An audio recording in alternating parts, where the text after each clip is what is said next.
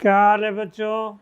कल देखा होगा लेक्चर, सवाल बनाया होगा, मज़ा आया होगा।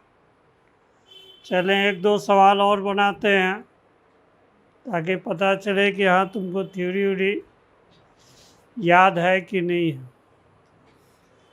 एक सवाल लिखा जाए, the volume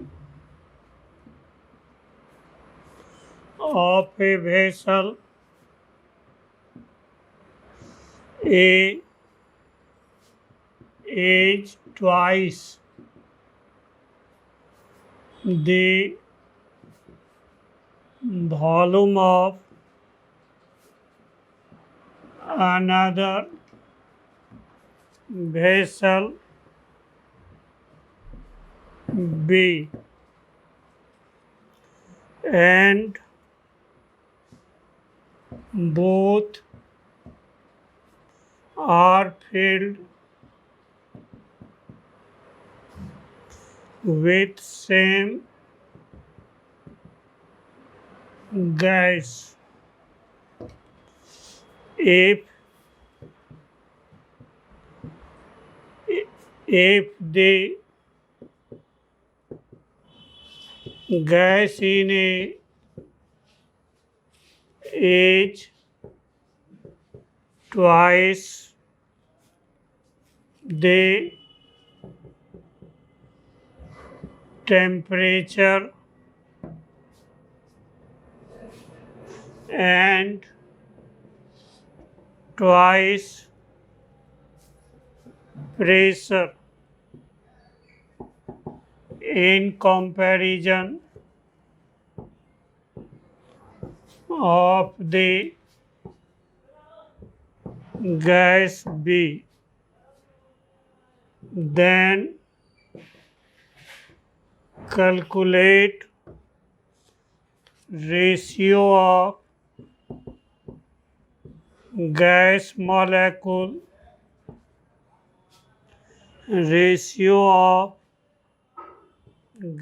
molecules in A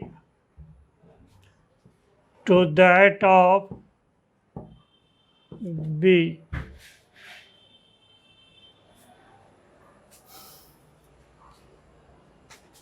यहाँ हम लोग का दो वेसल है ए और बी। ए का वॉल्यूम दुगना और ए का टेम्परेचर और प्रेशर भी दुगना। कहता है दोनों में नंबर ऑफ मोलकुल्स का रेशियो बताइए। तो हमारा पी वी बराबर एन आर टी, एन हो गया एम बटा एम आर टी, तब हमारा small M P V M बटे आपका आर टी। ठीक, यहाँ हमारा सेम गैस है तो मोलिकुलर वेट सेम होगा। यूनिवर्सल गैस कांस्टेंट, तो यहाँ से आपका एम समानुपाती हो गया पी वी बटे टी का। तो यहाँ से M1 बटे M2, P1 बटे P2, V1 बटे V2, T2 बटे T1। तो ये हमारा 2:1 है, ये भी आपका 2:1 है, ये हमारा उल्टा है तो 1:2 होगा। तो ये हमारा 2:1 आंसर होगा। इस सवाल में बस टेक्निक यही है कि डायरेक्ट आपका ये फार्मूला हम लोग को याद रखना मुश्किल काम है। आप इस फार्मूला तक अप्रोच आपका जाता है कि नहीं जाता है? नहीं, this is the very very important, इसको ध्यान में रखिएगा। ठीक, चलिए एक सवाल और बनाते हैं हम लोग।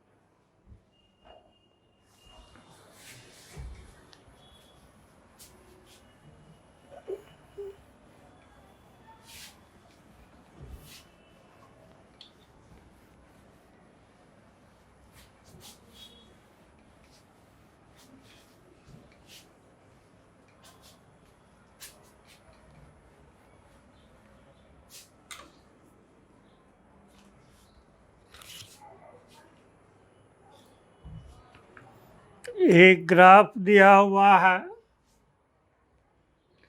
ये हमारा जो है P वर्सेस T का ये ग्राफ हमारा है, एक तरफ P है और दूसरे तरफ T है, दो ग्राफ।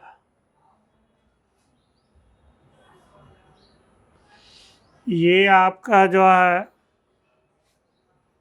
पहला ग्राफ में एक, ये 2 है, इस पर एक 3 है, 1.4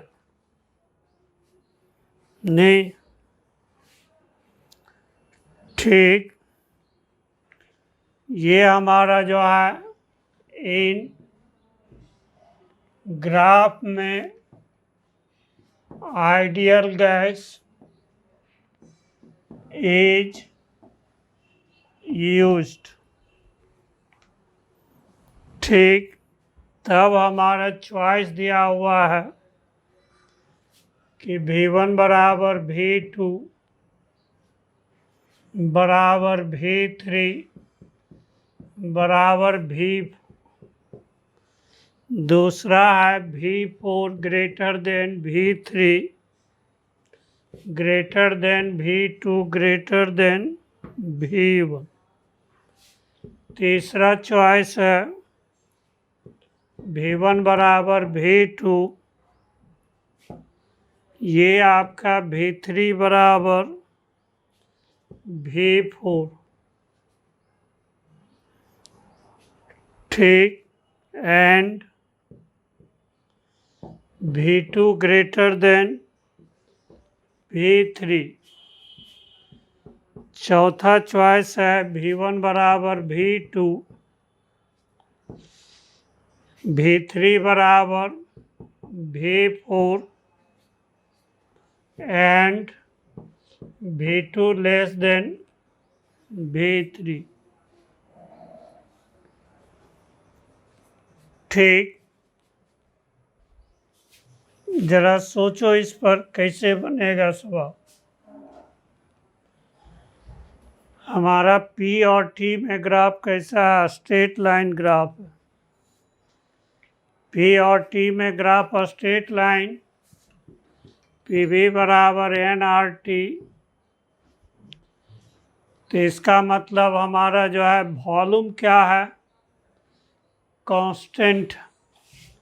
तो P बराबर nR/V इंटू T। इसका मतलब ये हमारा क्या है? कांस्टेंट। और हमारा स्लोप जो है tan थीटा nR/V होगा। दोनों में हम लोग नंबर ऑफ मॉलिक्यूल्स सेम इस्तेमाल किया गया है। यहाँ पर जो है प्रॉब्लम में मेंशन कर लिया जाए, same number of moles are taken. दोनों ग्राफ में हम लोग क्या किए हैं? नंबर ऑफ मोल्स जो है सेम ही इस्तेमाल किए हैं। तो जाहिर है कि जब हमारा tan थीटा ज़्यादा होगा, इसका मतलब भी कम होगा। इसका मतलब आपका जो है भी कांस्टेंट है, तो सेम ग्राफ V1 बराबर क्या होगा V2 और V3 बराबर क्या होगा V4, तभी वॉल्यूम कांस्टेंट है। नहीं, जब तक वॉल्यूम को कांस्टेंट नहीं रखेंगे तो ग्राफ हमारा स्ट्रेट लाइन नहीं होगा। तब देखिए जो है, इसको हम लोग θ2 कर दें, इसको हम लोग θ1 कर दें, तो यहाँ tan θ2 ग्रेटर है tan θ1 से, देखने से ही इसका मतलब इसका वॉल्यूम क्या होगा V2 जो होगा ये छोटा होगा किससे, V3 से। ने जिसका स्लोप ज़्यादा उसका वॉल्यूम कम, तो स्लोप किसका है ज़्यादा 3/4 का, इसका मतलब V3 छोटा होगा किससे V2 से। ठीक, तो इस हिसाब से हमारा क्या आता है, थर्ड चॉइस है। ने ये सवाल बनाने के लिए रट्टा मार के आप ये सब सवाल नहीं बना सकते हो। ने जब तक कॉन्सेप्ट नहीं होगा, यहाँ देखिए ग्राफ जो है स्ट्रेट लाइन, ग्राफ हमारा ये स्ट्रेट लाइन है, इसका मतलब P डायरेक्टली प्रोपोर्शनल T है। ये कब होता है, जब भी हमारा कांस्टेंट, पूरा गैस लॉ का आइडिया होगा तब ये सवाल बनेगा। ठीक, मेन आपको ये समझना है कि V3 कैसे छोटा, तो ये 3-4 नंबर को मिला के एक स्ट्रेट लाइन है, उसका स्लोप क्या है ज़्यादा, स्लोप ज़्यादा है इसका मतलब वॉल्यूम कम है। यहाँ नंबर ऑफ मोल्स दोनों में क्या है सेम है। स्लोप ज़्यादा तभी होगा जब वॉल्यूम हमारा क्या लेंगे कम लेंगे, इसका मतलब V3 जो है हमारा छोटा है V2 से।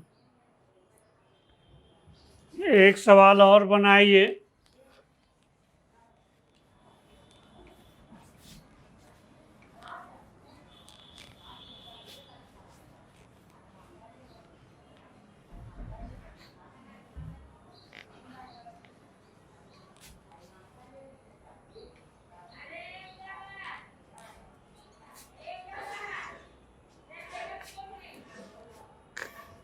कहता है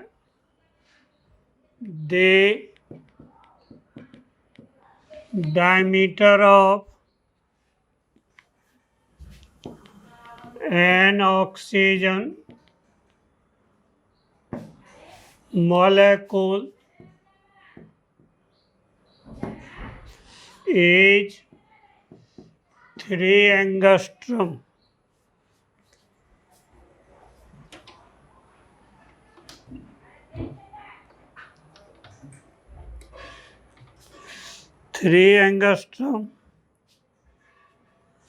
The ratio of molecular volume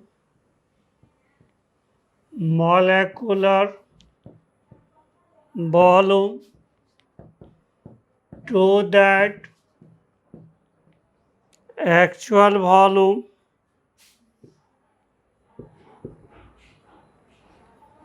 occupied by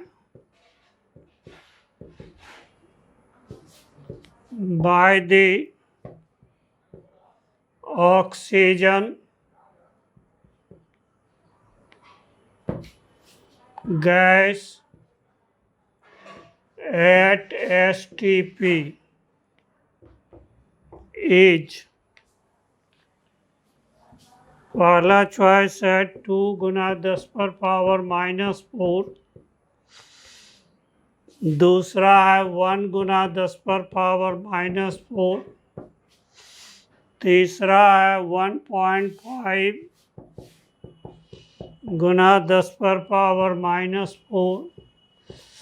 चौथा है 4 गुना 10⁻। ये प्रॉब्लम आपका एनसीईआरटी में भी इस तरह का प्रॉब्लम आपका मेंशन है एक्सरसाइज में। इसे लेके एग्जामिनेशन पॉइंट ऑफ व्यू से ये प्रॉब्लम इम्पॉर्टेंट। तब देखिए जो है यहाँ कहता है रेशियो, एक मॉलिक्यूल का वॉल्यूम का रेशियो। नहीं, ठीक, तो ये आपका जो है, तो हमारा वॉल्यूम ऑफ AO2 मॉलिक्यूल तो 4/3 πr³। तो 4/3 3.14। यहाँ डायमीटर है, रेडियस लीजिएगा तो 3/2 10⁻⁻10 का पावर 3। इतना हमारा जो है मीटर क्यूब हो गया। अब कहता है एक मॉलिक्यूल एसटीपी पर कितना वॉल्यूम ऑक्युपाइड करेगा। तो हमारा एक मोल दैट इज 6.023 10⁻23 मॉलिक्यूल्स, ये 22.4 लीटर होता है at STP standard temperature and pressure. तो ये आपका 22.4 गुना 10⁻⁻3, तो ये मीटर क्यूब हो गया। ये एक मोल के लिए हो गया। नहीं, इसीलिए एक मॉलिक्यूल, यहाँ हम लोग इक्विवेलेंट का साइन दे दिए, चूँकि इधर नंबर ऑफ मॉलिक्यूल्स है, इधर वॉल्यूम है। एक डायमेंशन लेस है, उधर वॉल्यूम है, कभी बराबर नहीं कर सकते हैं। इतना मॉलिक्यूल्स होगा एसटीपी पर, तो इसका मतलब इतना वॉल्यूम ऑक्युपाइड करेगा। इसी लेके हम लोग 3 गो आपका जो है साइन दिए हैं। ये साइन हमारा क्या है, इक्विवेलेंट का साइन है। तब देखिए हमारा एक मॉलिक्यूल का वॉल्यूम हमारा कितना हो जाएगा, 22.4 गुना 10⁻⁻3 6.023 10⁻23। इसको हम लोग V1 कर लें, इसको हम लोग V2 कर दें। तो अब हम लोग को दोनों का रेशियो निकालना है। ये हम लोग को दोनों का रेशियो निकालना है।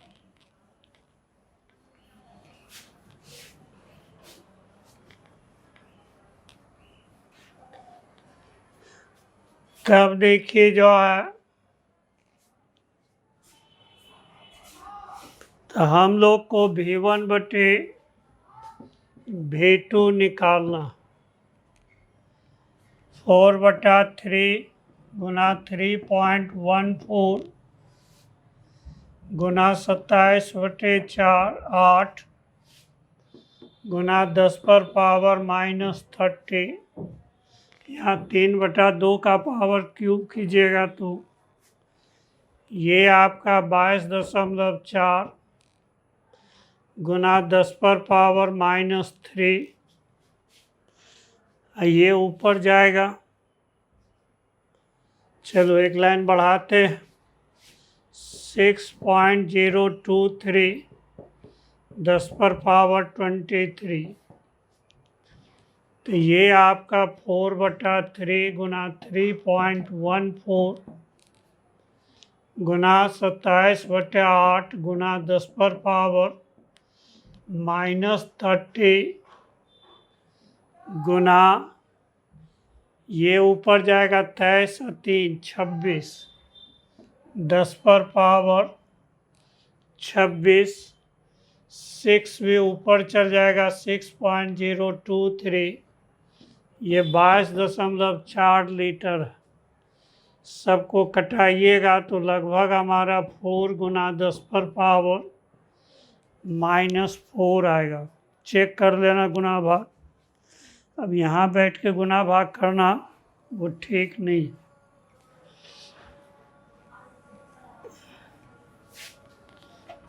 ठीक, चलिए हम लोग कुछ थ्योरी बढ़ाते हैं।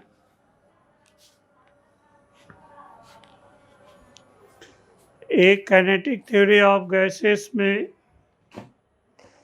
Degree of freedom,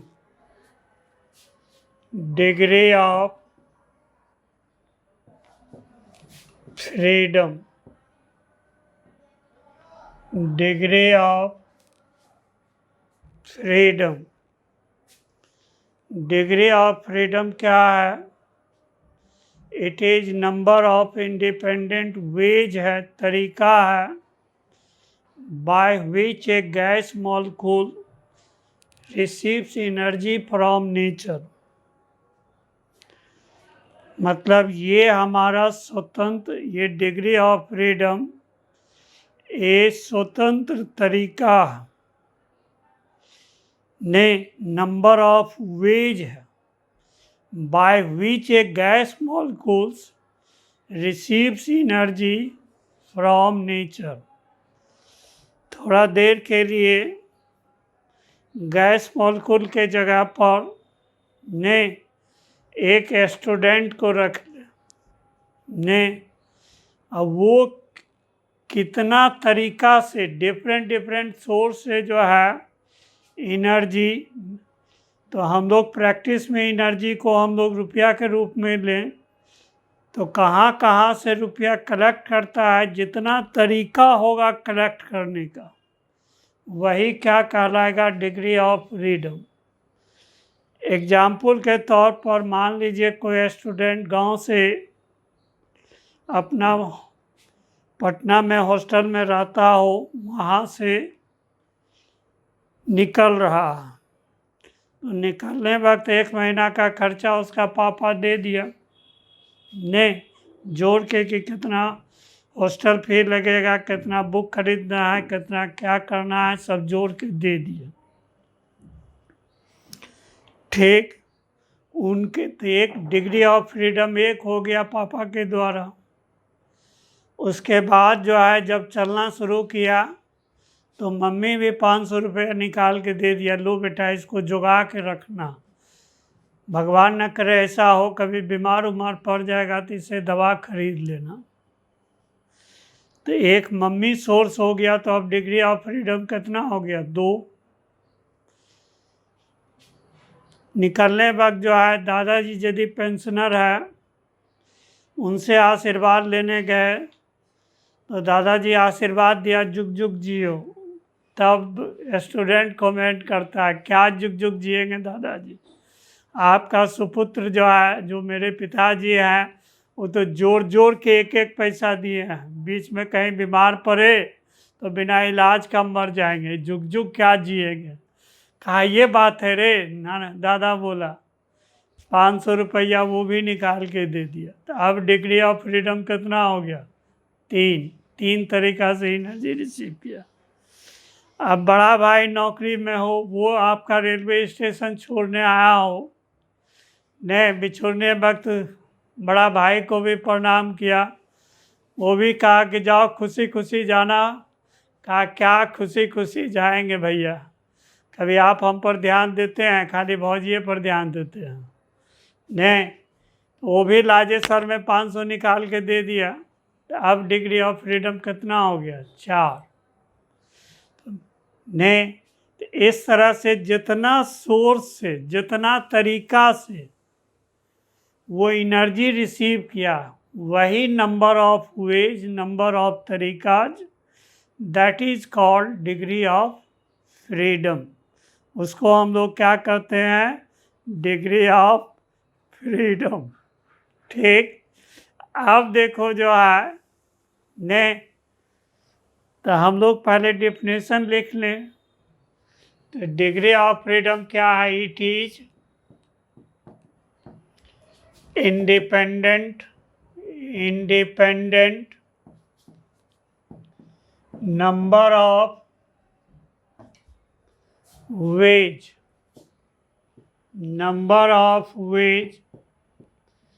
by which a gas molecule receives energy from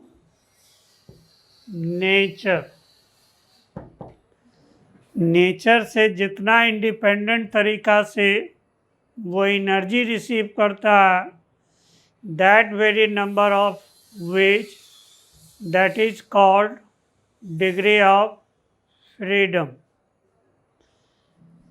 तब देखिए जो है, अब हम लोग जो है, जैसे एक स्टूडेंट को हम लोग बोले कि उसका डिग्री ऑफ फ्रीडम 4 है, तो कोई ज़रूरी नहीं कि सब भाग्यशाली स्टूडेंट वैसा ही हो जिसका डिग्री ऑफ फ्रीडम 4 हो। कोई उससे भी ज़्यादा भाग्यशाली होगा जिसका डिग्री ऑफ फ्रीडम 4 से भी ज़्यादा हो। कहीं रास्ते में मामा मिल गया, मौसा मिल गया, काका मिल गया, चाचा मिल गया, कहीं वो सबसे भी एनर्जी मिल गया, तो डिग्री ऑफ फ्रीडम बढ़ भी सकता है। जो दुर्भाग्यशाली है, पापा के सिवा और कोई नहीं देने वाला है, तो उसका डिग्री ऑफ फ्रीडम एक ही होगा। ठीक उसी तरह यहाँ भी डिफरेंट नेचर के गैस मॉलिक्यूल का डिग्री ऑफ फ्रीडम भी क्या है? सबका अलग अलग है। तो हम लोग देखिए जो है ने, इसको चार्ट के थ्रू हम लोग बात करें तो ये हमारा टाइप ऑफ गैस हो गया। ये आपका जो है ट्रांसलेशनल काइनेटिक एनर्जी, इसके इक्विवेलेंट डिग्री में। दूसरा है रोटेशनल काइनेटिक एनर्जी, इसके इक्विवेलेंट डिग्री ऑफ फ्रीडम। तीसरा है वाइब्रेशनल काइनेटिक एनर्जी, इसका डिग्री ऑफ फ्रीडम। चौथा हमारा पोटेंशियल एनर्जी है, पोटेंशियल एनर्जी, इसके equivalent degree of freedom. Last column है सब मिला के total degree of freedom, total degree of freedom. तो पहला हमारा जो गैस है वो मोनो एटॉमिक गैस है।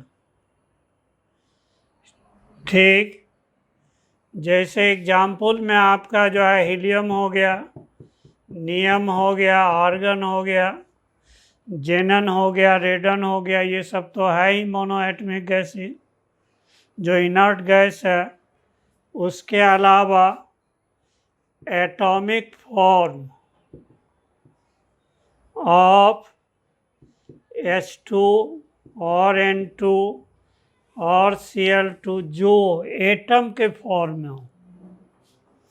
जैसे हमारा गैस जनरली क्या होता है? मॉलिक्यूल के फॉर्म में होता है। और यदि एटम के फॉर्म में होगा तो वो क्या कहलाएगा? Mono atomic gas. मतलब एक आपका जो है एटम से बना हुआ नहीं।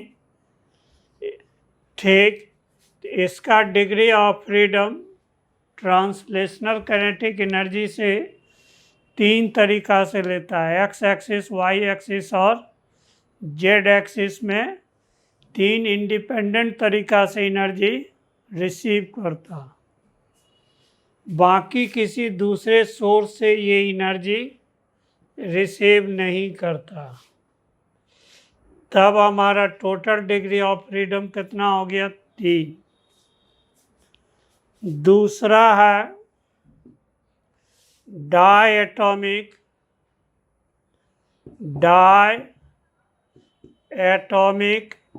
गैस, जैसे हो गया CO हो गया, NO हो गया, S2 हो गया, Cl2 हो गया, O2 हो गया, जो आपका 2 एटम से बना हुआ गैस हो।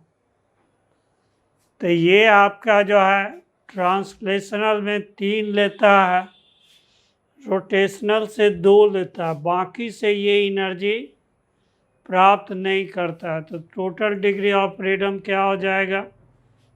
5। तीसरा है poly atomic gas. Poly atomic gas किसको कहते हैं?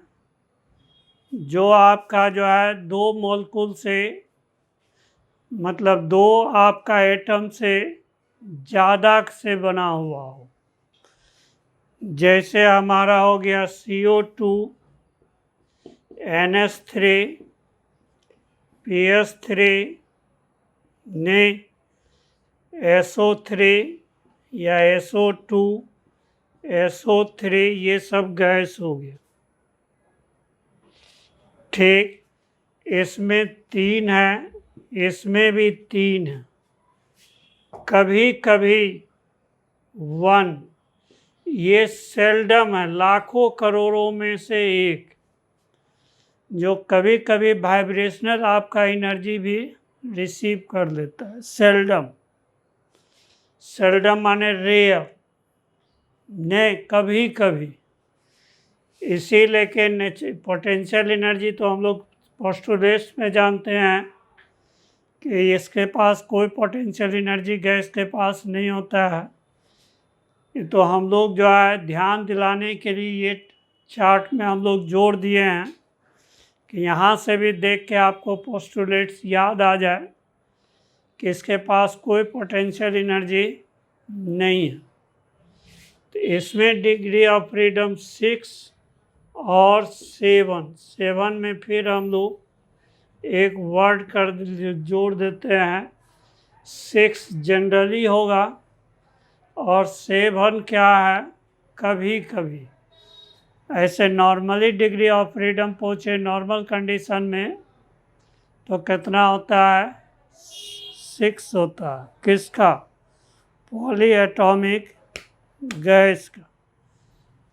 अब आइए इस हम लोग एक मैक्सवेल साहब का थ्योरी है, मैक्सवेल इक्विपार्टीशन ऑफ एनर्जी।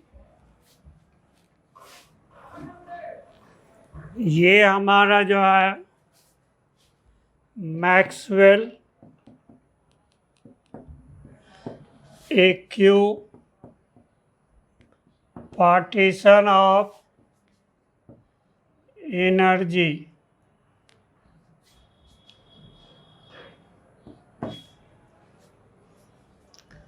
तो हमने जो कहा स्टूडेंट के रिगार्डिंग डिग्री ऑफ फ्रीडम, उसमें हमारा डिफरेंट सोर्स से डिफरेंट एनर्जी रिसीव कर रहा था। लेकिन गैस के केस में मैक्सवेल साहब का कहना है कि जिसको जितना डिग्री ऑफ फ्रीडम होगा वो उतना ज़्यादा एनर्जी रिसीव करेगा। 1 डिग्री ऑफ फ्रीडम के इक्विवेलेंट एक fixed amount of energy receive करेगा। इनका कहना है 1 degree of freedom take for a मॉलेक्यूल, ये हमारा जो है fixed amount of energy receive करता है, वो कितना होता है, हाफ kT के बराबर। नहीं, यदि हम लोग स्टेटमेंट लिखें ने मैक्सवेल इक्विपार्टीशन एनर्जी के लिए, तो हमारा प्रत्येक आपका molecule of ideal gas absorbs equal energy for equal degree of freedom के लिए। यदि एक डिग्री ऑफ फ्रीडम इक्वल है तो हमारा दोनों मॉलिक्यूल क्या होगा, equal energy. 1 degree of freedom है, इसका मतलब एक मॉलिक्यूल कितना एनर्जी रिसीव करेगा नेचर से, हाफ kT। के यहाँ क्या है, बोल्ट्जमान कांस्टेंट हो गया। ये हमारा क्या हो गया, बोल्ट्जमान कांस्टेंट हो गया।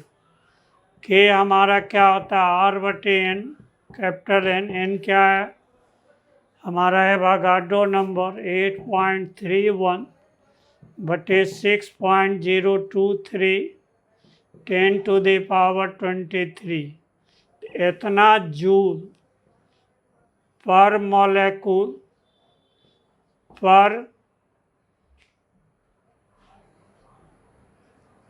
केल्विन, या मोटे तौर पर कहें तो एक मोल गैस का गैस कांस्टेंट कितना होता है, capital R, universal gas constant. एक मोलेक्यूल गैस का जो है गैस कांस्टेंट क्या होता है, K, that is Boltzmann constant के बराबर। तो ये हमारा जो है, यही हम लोग कहें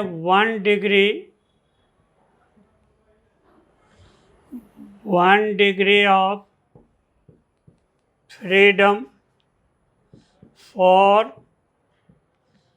1 मोल गैस के लिए।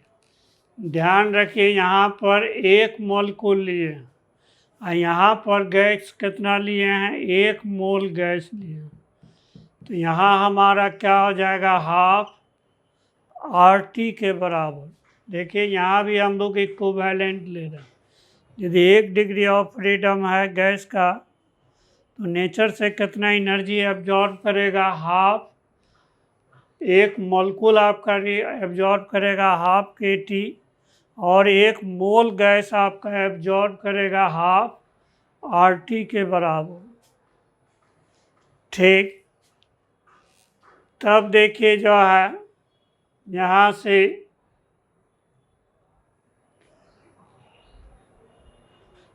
ठीक, यहाँ और क्या है,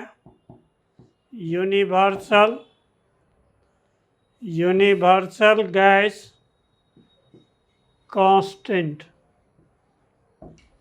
ठीक, इसका वैल्यू होता है 8.31 जूल पर मोल पर केल्विन। ये 1 मोल के लिए है, ये किसके लिए है, एक मॉलिक्यूल के लिए।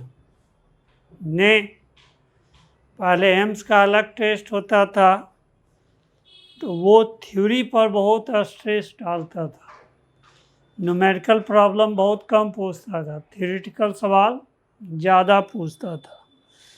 जो कॉन्सेप्ट वाला विद्यार्थी होता था उसका सिलेक्शन जो है ज़्यादा होता था। ठीक, अब देखिए जो है यहाँ से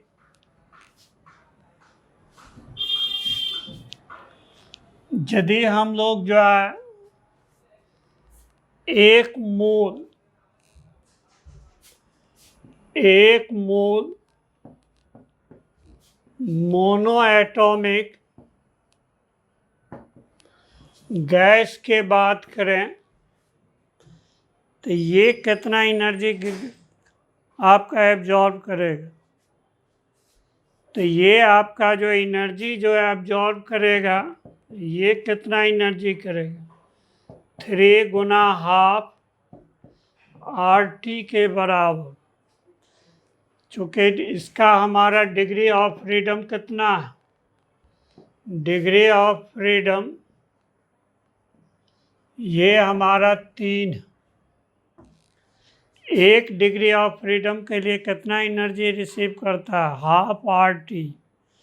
इसको किस्मत में कितना डिग्री ऑफ फ्रीडम है, 3, तो कितना एनर्जी नेचर से रिसीव करेगा, 3RT। यहाँ T क्या है, टेम्परेचर ऑफ एटमॉस्फेयर या नेचर इन केल्विन। ठीक,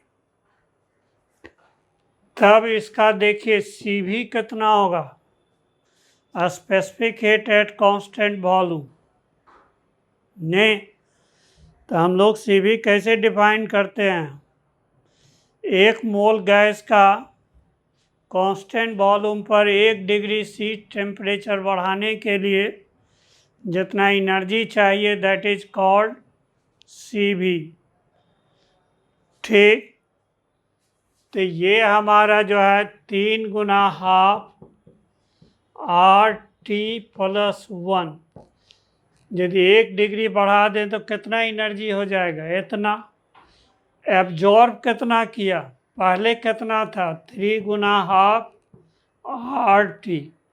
1 डिग्री के इक्विवेलेंट हमारा कितना एनर्जी चाहिए निकल जाएगा। इसको समझो बढ़िया से। यदि 1 डिग्री C 1 केल्विन टेम्परेचर बढ़ा दें, पहले T था, तो अब इसके पास कितना एनर्जी होगा, इतना। और शुरू में कितना था, इतना। दोनों को डिफरेंस कर दोगे तो क्या निकलेगा, 1 केल्विन टेम्परेचर बढ़ाने के लिए हमारा जो है आवश्यक एनर्जी है एट कांस्टेंट वॉल्यूम। तो यहाँ से आपका देखिए जो है, तो ये आपका 3/2RT + 3/2R + 3/2RT, तो ये कट जाएगा। तब हमारा क्या बचेगा, तब देखिए जो है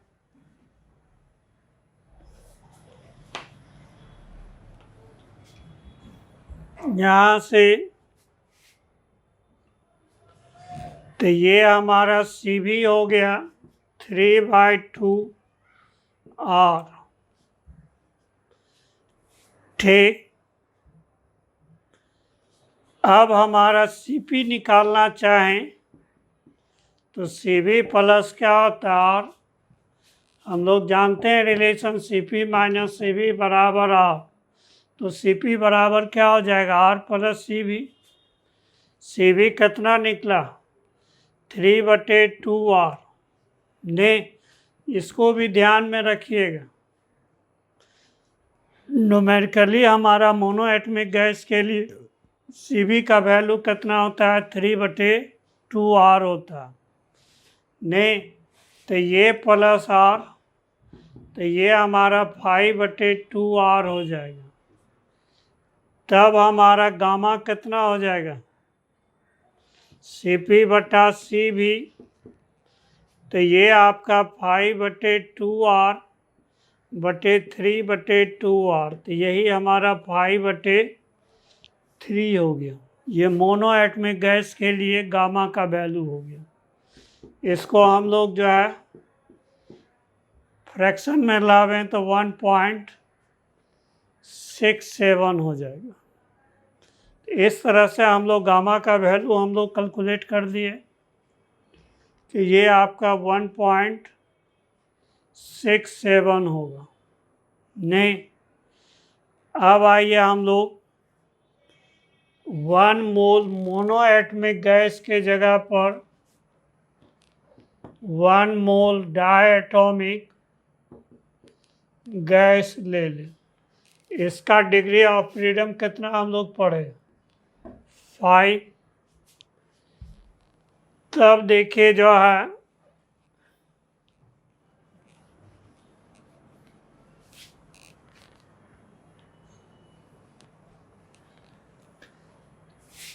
तब हमारा इसका एनर्जी नेचर से टी केल्विन पर कितना कवर करेगा, 5 गुना हाफ आर टी। एक मॉलिक्यूल रहेगा तो कितना हो जाएगा, आर के जगह पर के हो जाएगा। तो ये देखिए एनर्जी हो गया, सी भी कितना हो जाएगा, तो ये 5/2 R T plus 1 minus 5/2 R T, T वाला कैंसिल हो जाएगा तो ये कितना हो जाएगा, 5/2 आर। तो Cv का वैल्यू आपका डायटोमिक गैस में हमारा कितना होता है, 5/2 आर होता है। इसको ध्यान में रखिएगा, नहीं कभी कभी डायरेक्ट आपका ऑब्जेक्टिव पूछ लेगा। तो Cp कितना हो जाएगा, तो ये आपका Cv जोड़ आर, तो ये आपका 5/2 आर जोड़ आर, तो ये हमारा 7/2 आर हो जाएगा। तो गामा हमारा कितना हो जाएगा, तो ये आपका गामा Cp/Cv, तो ये हमारा 7/2 आर बटे 5/2 आर, तो 7/5 दैट इज 1.5। तो ये हमारा किसके लिए गामा हो गया, डायटोमिक गैस के लिए। ये किसके लिए हो गया, डायटोमिक गैस के लिए हो गया। अब आइए हम लोग 1 मोल पॉली एटॉमिक गैस के लिए बात करें। 1 मोल पॉली एटॉमिक गैस के लिए ले लें तो इसका डिग्री ऑफ फ्रीडम कितना हो जाएगा, 6।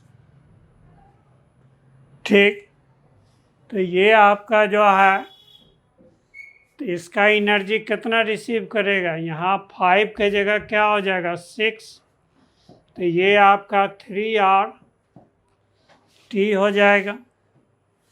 तब हमारा Cv कितना हो जाएगा, तो Cv का मतलब 1 मोल गैस के द्वारा ने 1 केल्विन टेम्परेचर बढ़ाने के लिए कांस्टेंट वॉल्यूम पर जितना एनर्जी चाहिए, that very amount of energy is known as Cv। तो Cv हमारा कितना हो जाएगा, 3RT plus 1 minus 3RT। 1 kelvin बढ़ाएंगे तो हमारा पहले यदि टी था तो कितना एनर्जी हो जाएगा, 3RT प्लस 1।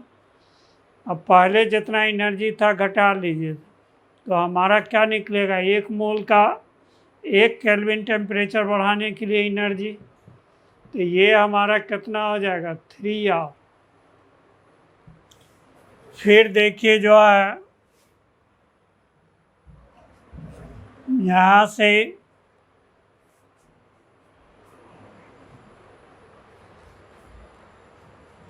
तो अब हमारा Cp कितना हो जाएगा, Cv जोड़ R, तो ये आपका 3R प्लस R, तो 4R हो जाएगा। तो गामा कितना हो जाएगा, गामा आपका हो जाएगा Cp/Cv, तो 4R बटे 3R, तो 4/3 1.33। इसका मतलब ये मिनिमम वैल्यू हो गया गामा के लिए। अब 1.67 क्या है, मैक्सिमम वैल्यू है। तो मिनिमम वैल्यू किसके लिए होता है, पॉली एटॉमिक के लिए। मैक्सिमम वैल्यू किसके लिए होता है, मोनो एटॉमिक गैस के लिए। ठीक, तब देखिए जो है इसी में हम लोग जो है गामा का वैल्यू जनरलाइज फॉर्म में हम लोग लें। 1 मोल आपका जो है gas 1 mole gas having degree of freedom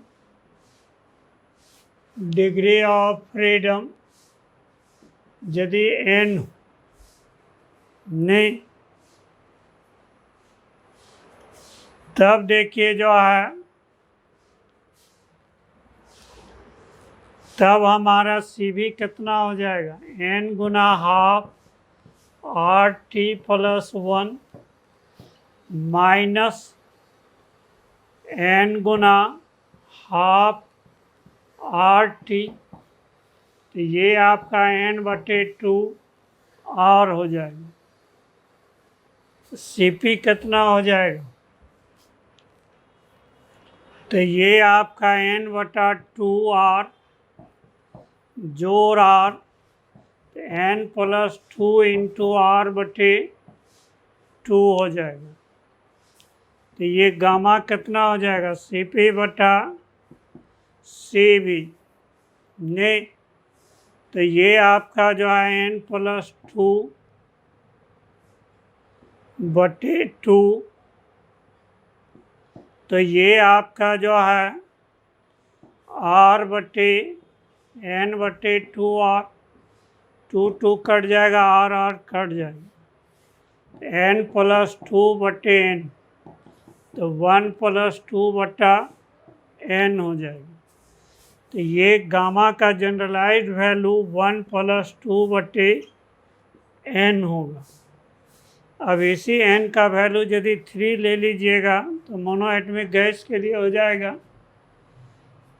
इसी आपका n का वैल्यू यदि आप 5 ले लें तो पॉलीएटमिक गैस के लिए हो जाएगा। यदि इसका n का वैल्यू 6 ले लें तो ये किसके लिए हो जाएगा, पॉलीएटॉमिक गैस के लिए हो जाएगा। ठीक, तब देखिए जो है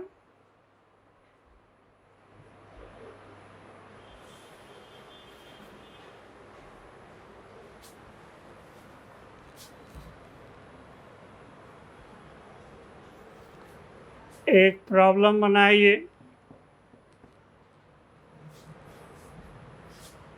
if गामा बराबर 1.5 हो, 1.33 हो, then calculate degree of freedom of given gas। कहिए सर अभी तो मालूम है 1.33 होगा तो डिग्री ऑफ फ्रीडम कितना होगा, 6 होगा।